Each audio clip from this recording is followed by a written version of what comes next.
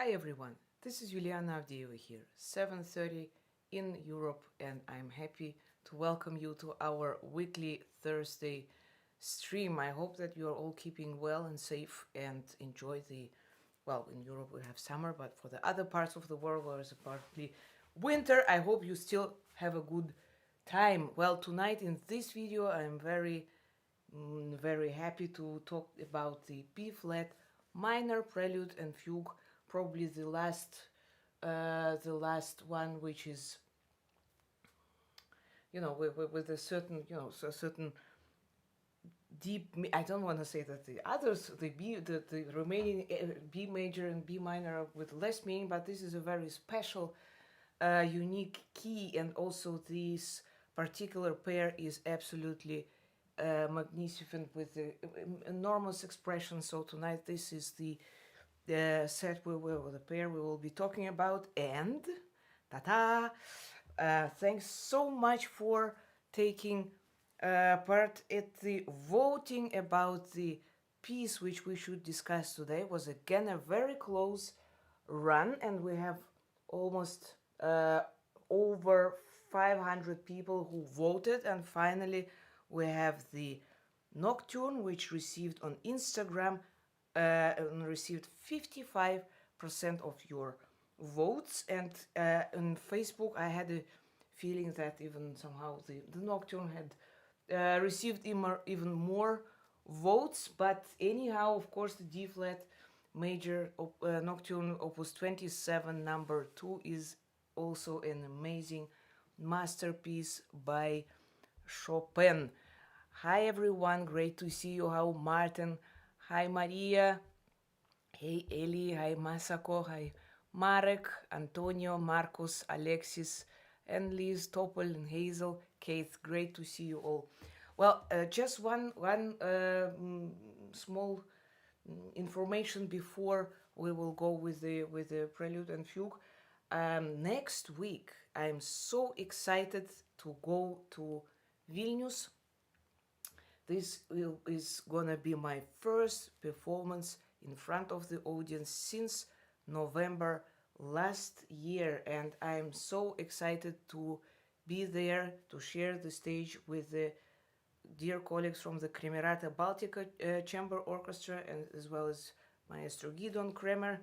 And my concert there will take place on Thursday, on the 17th of June. So Thursday is anyway the day of our stream, but because of the concert I will anyway have to postpone to change the date, and I very much was hoping that I will be able to do the stream on Wednesday, but the rehearsal schedule is quite tough until very late in the evening. So that's why next week, please note that our weekly stream will not take place on Thursday, but on Tuesday, which will be June 15th. And of course, I'm also very much looking forward to performing the piece which I have learned right now. This is the Schnittke Piano Concerto, the Schnittke Concerto for Piano and String Orchestra. It is an amazing piece, and I'm really very excited to share some thoughts on this concerto by Alfred Schnittke with you next week on Tuesday. Oh yes, Alexis, I see that you have probably checked my website, where there are some updates regarding the live performances, which is of course very exciting. I'm really very curious how it will feel like, because you might remember also last summer I was saying that after this break, when I did not have the normal, let's say the normal concert schedule, that of course this feeling of stage is missing then, and the sound which I hear on stage on the grand piano is then also somehow very new, and it requires some time to get back to this feeling, that also once I'm sitting on stage, that I hear the sound which is projected by the whole, because it's really very it's a very special period. So I'm very excited that next week finally it will happen, and I will perform in a live concert at the Philharmonic Hall in Vilnius with my dear colleagues from the Kremerata Baltica Schnitke Concerto for Piano and String Orchestra. Yes, Marek, exactly. Dushniki's Drui was the first performance last August after this long break after the first lockdown. That was a very special feeling performing there, and of course I'm very happy and excited and curious to be back on stage for live performance next week. Hello to Singapore, to Chong Yan Ning, Ayeku, hi to Africa, and hello Stefano to Austria. Yes, so now I'm very happy to start with this amazing pair, the B flat minor Prelude and Fugue from Book 2. It is unbelievable indeed that it is already the third last pair from this book. And well, already this Prelude is quite significant because it has already some kind of fugue feeling, let's say, because there is one let's say subject in a way which is being constantly repeated throughout the Prelude, and just have a look how it sounds like.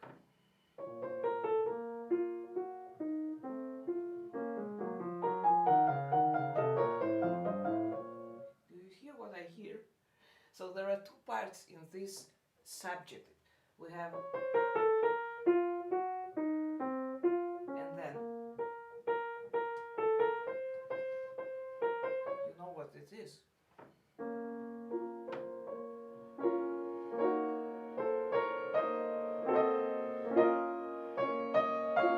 remember, this is the Prelude from the first book, the B flat minor Prelude from the first book of Well-Tempered Clavier. So Bach actually almost quotes it here because it's, but it's in a different context, it's in different tempo, because here we have clear alla breve. Oh, I have pencil, flying pencils. We have talked about flying scores. Now I also have flying pencils here. Look, here is the alla breve. And so this means already not this kind of recitativo-like character like in the first book, but actually it is really something very unusual also for Bach, that he uses exactly the same motive, even if it's very short, but even in the same key. So I think that it has a certain meaning, must have certain meaning for him, in great importance. So and then somehow this second part, this sometimes Bach uses this just as a counterpoint. For instance, here in the bar 25, we have the subject coming in the lower voice. So we have, and the upper voice is playing this. So this is a great art, how Bach, again, how he works or develops this material. This is absolutely amazing. And of course this also here it feels like a river, because there's those 18 notes, this movement, this motion which we have here, it never stops. It wanders through different tonalities. We have also some rather rare keys here. So for instance, the G flat major here, which is already quite far related key to the B flat minor, or of course also the E flat minor. And it's interesting how different than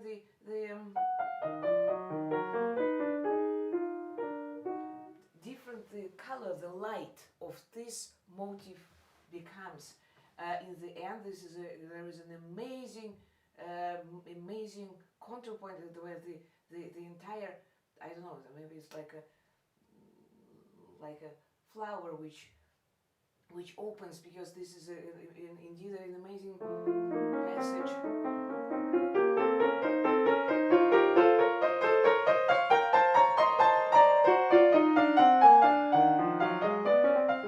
It's very, you see, so those long counterpoints, and then this it gives the space for this melody to develop. The fugue is in 4 parts.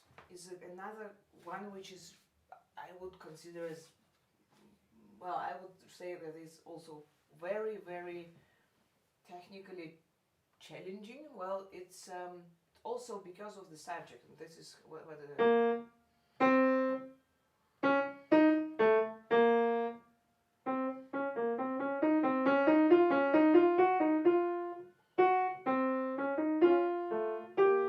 so it's a long subject. Again, what is absolutely astonishing here is that in this is this second source which is used here in this ur text, and you see those staccato points, pom, pom, pom. But this, I think it's not even the articulate. I mean, it's not that it should be played very short like, but it's more a sign of the recitativo like mood, that they have an enormous expression, of course also with twice coming tritons. We have, this is one, and here this, and here. So we have within 4 bars. It's amazingly expressive. And then the counter subject is just a chromatic line. Look.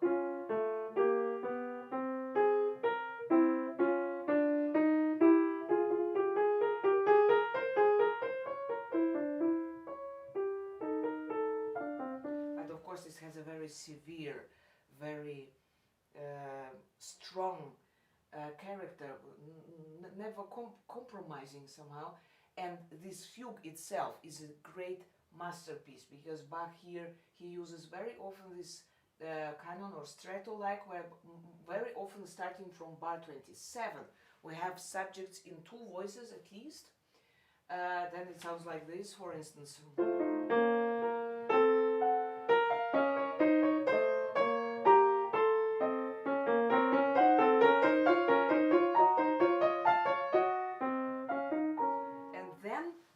In bar 42, suddenly we have the subject in the inversion. So first it goes every single voice and the subject in.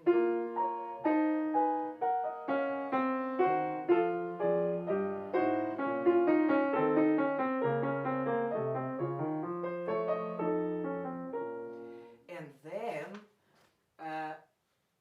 in the let's say in the final part of the fugue, we have from the bar 80, we have the subjects also in stretto, in 2 voices, one in inversion, one in a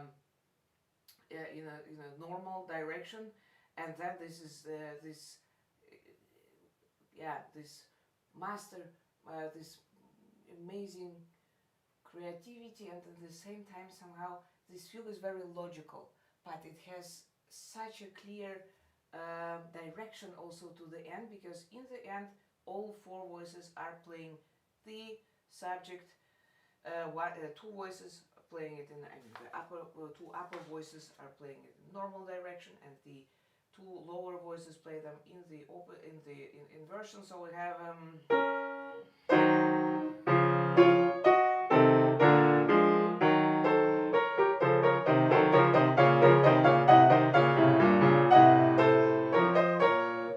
this is an enormous tension which Bach creates with this type of writing, and of course it just one more time shows this importance somehow, I think, also for him, of this particular key. So I'm very happy to perform for you the amazing B flat minor Prelude and Fugue from Book 2 by Johann Sebastian Bach.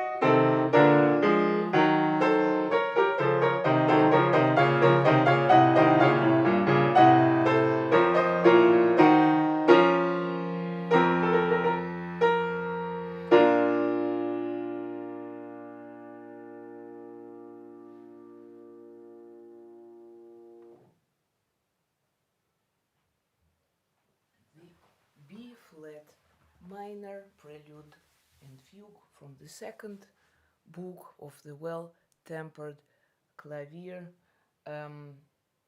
Somehow, yeah, I don't know. Maybe it feels also while playing, because it's heading so clearly somehow to the heaven, somehow somewhere up.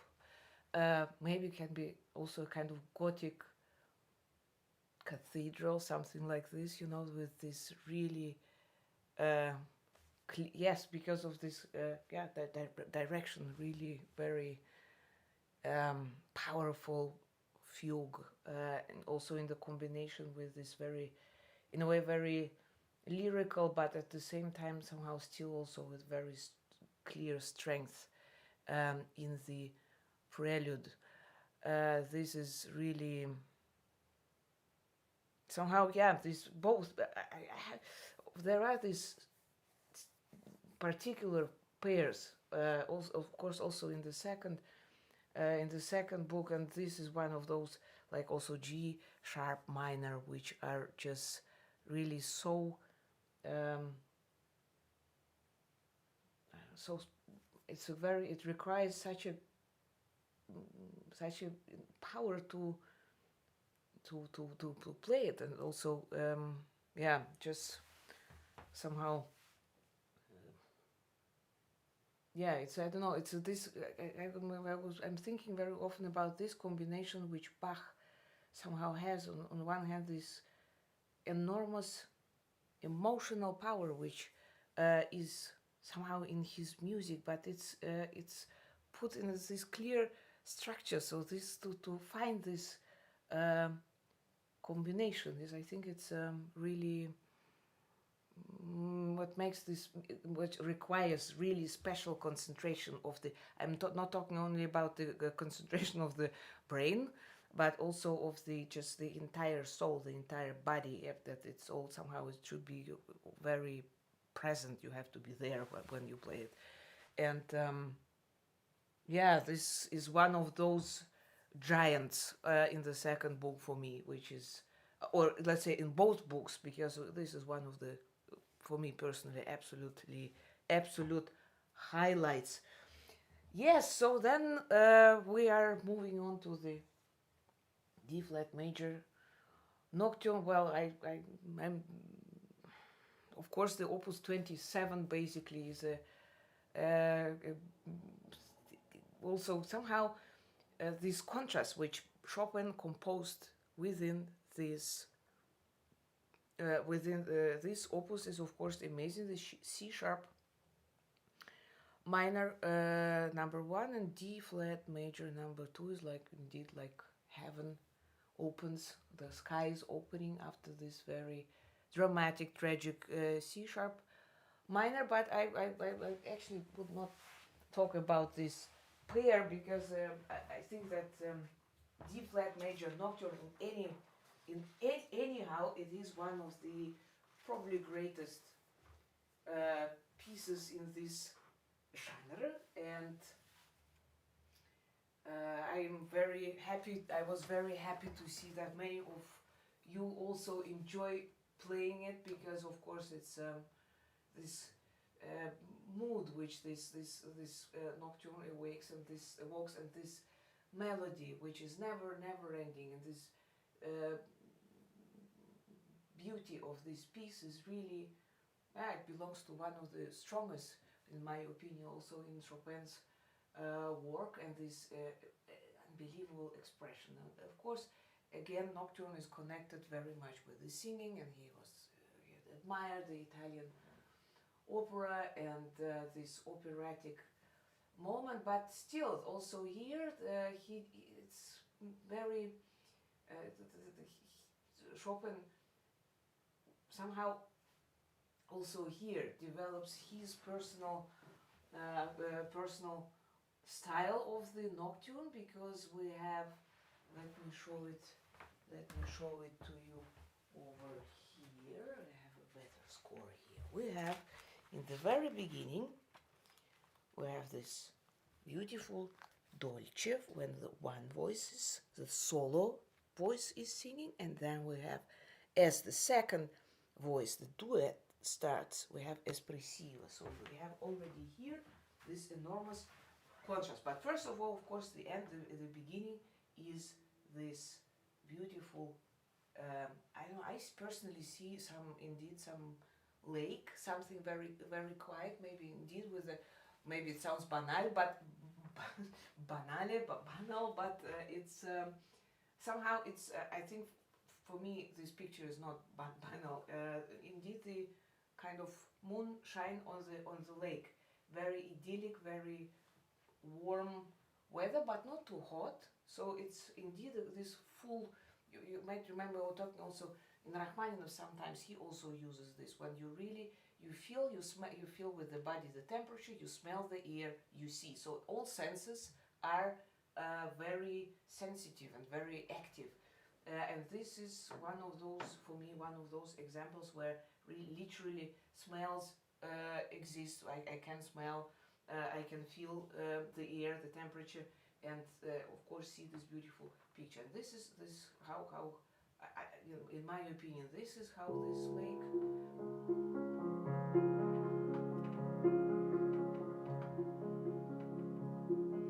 We have this. Look, you might all probably you might know that I'm very using very sorry, very often using, or mostly for Chopin works, the Polish National Edition, and there we have also Chopin pedaling. And here we have, basically in this nocturne in particular, we have so many interesting pedal marks by him. So we have extremely long pedal. So here basically we have for the 4 first bars the one pedal which is gives also kind of special aura, special air, especially because in the theme we have quite other notes.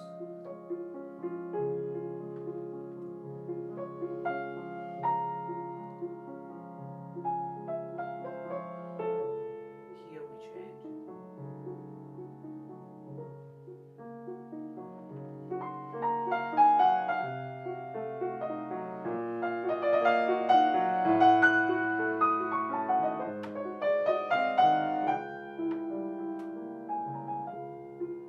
And within this dolce and piano, we have in this already a very powerful outcry, which is of course should remain somehow in the piano dynamic, but this expression here is very strong. You know, I remember very well at the Chopin Museum, as I was one of the first times when I was visiting it, there was a score which, well, it was in the museum of the.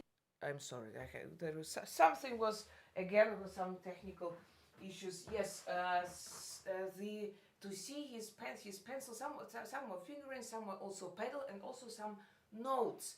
And I remember also him adding some other dynamics, some other small details into it. So it's basically also in this edition there are these osias, so there are the variants which you can choose, and you can actually, I think, really be very free in the choice. That maybe also it's possible also to not to repeat the same thing every time, but every time you perform and you can choose a different variant. That's why also I very much like this this edition. And so we have this let's say first solo part, the one singer part, and then we have this amazing duet.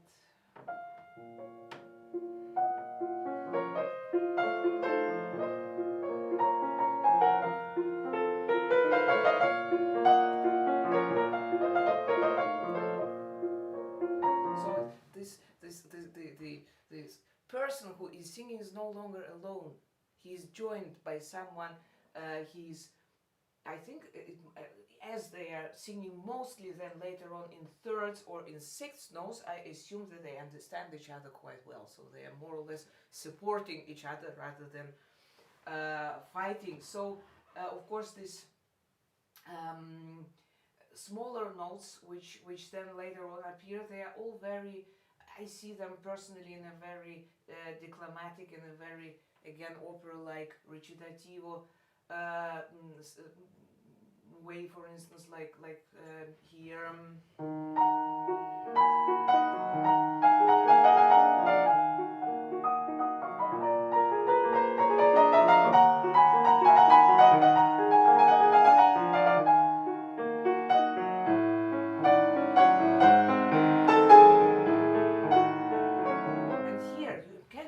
Chopin writes con forza for this particular yaram theme. Here in the Nocturne, con forza, isn't it amazing? I think that's really something unbelievably strong. And of course, then in the second section of the Nocturne, where the beginning is basically repeats the same with a little bit more ornamentation. One of the most amazing, in my sense, modulations happens, and this happens in bar 34. So we have from the D flat major,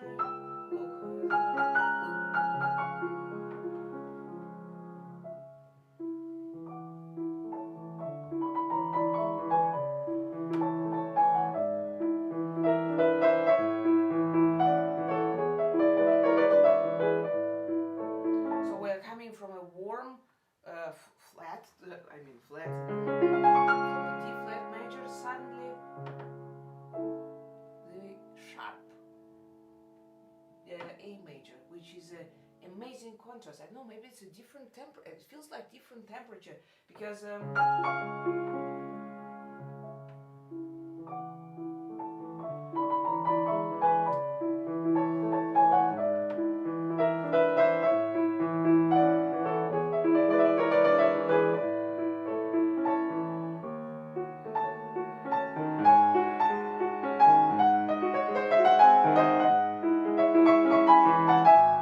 this is getting more dramatic and more declamation here.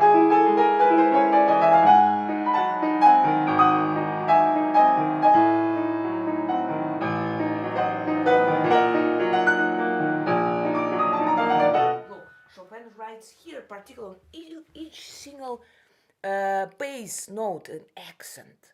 So this means that he wants them to be strong, because here we also have a line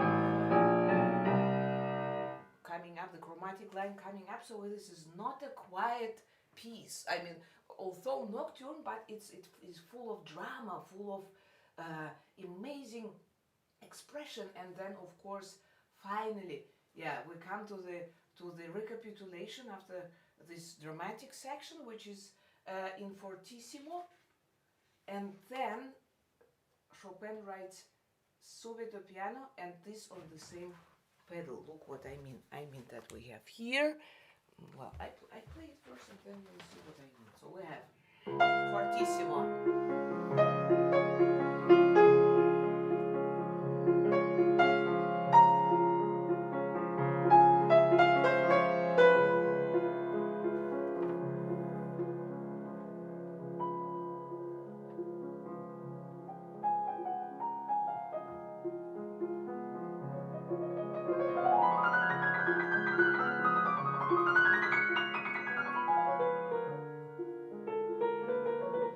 Fortissimo, and here we change the pedal change.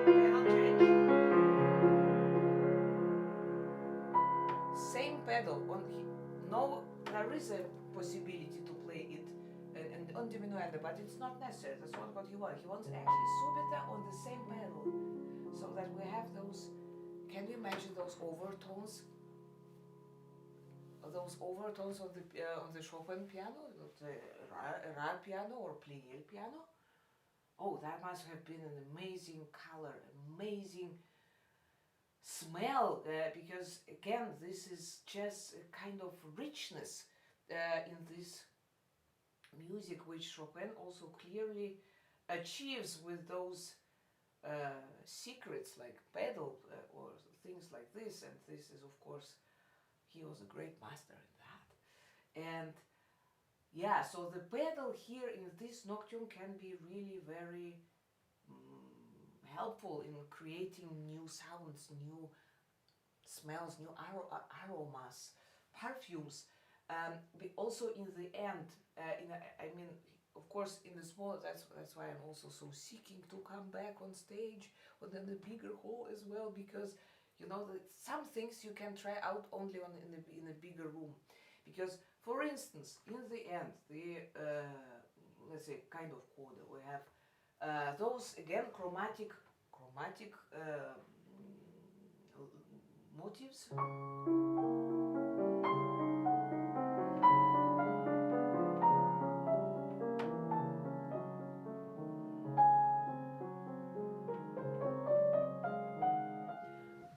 It is written that the pedal should be changed in every bar. I think that's what I know from a really bigger space places or venues, that here it is possible, especially in the second one, not to change the pedal completely in order to create this really magic effect.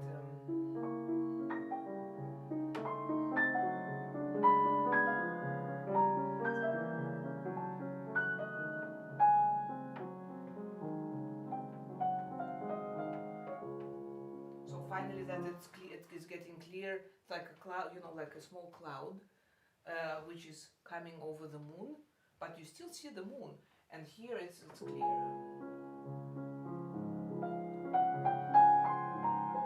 So try it out. I would be happy to hear your experiences with these pedals, because it's basically, I think that in Chopin's music, it's very inspiring to really observe his pedaling, even if it sometimes looks like or sounds at the first sight somehow very not quite right for the modern piano. But I'm sure that there is a possibility, once you really find out which effect he wanted to have in this in the pedal mark, then you can also create it on a modern piano. So the Nocturne Opus 27, number 2 in D flat major by Frédéric Chopin for you.